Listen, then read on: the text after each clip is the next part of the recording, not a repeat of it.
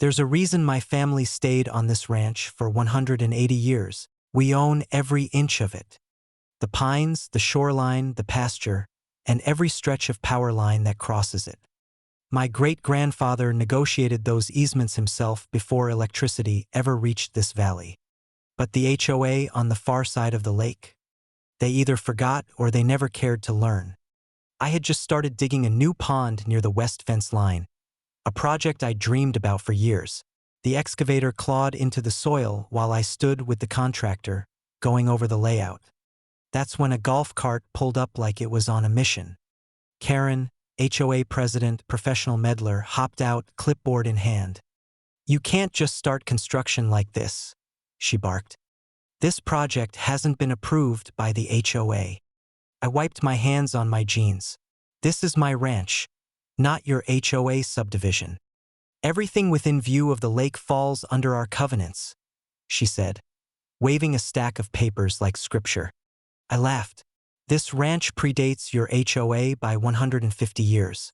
You don't have jurisdiction over a blade of grass here." Her eyes narrowed.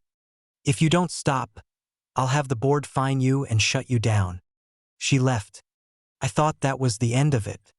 But 2 hours later, a county code inspector rolled up, summoned by the HOA. He glanced at our paperwork, nodded, and left shaking his head.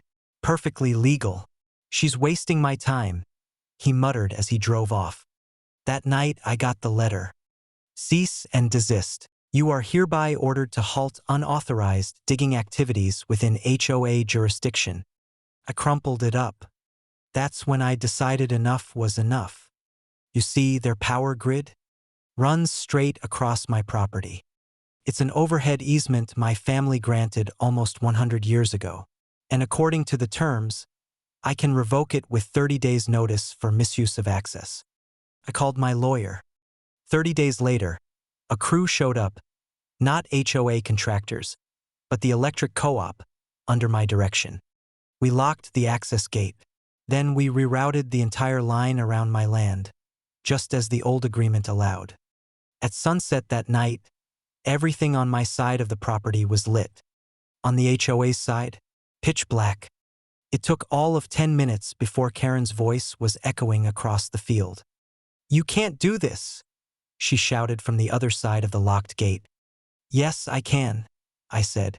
"Your HOA banned me from building on my own land. Now I've banned you from crossing it. You've left families without power.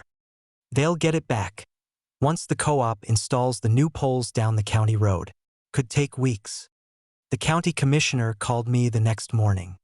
After I explained, he laughed so hard he had to hang up. And my pond? Finished in 3 weeks, stocked with trout a week after that. Now, every evening I sit on my new dock, watch the fish jump, and enjoy the silence. Even the hum of their lakefront mansions is gone. No lights, no buzzing air conditioners. Just the water, the trees, and the satisfaction that comes from reminding them whose land they're on. Funny how fast people remember their manners when the lights go out.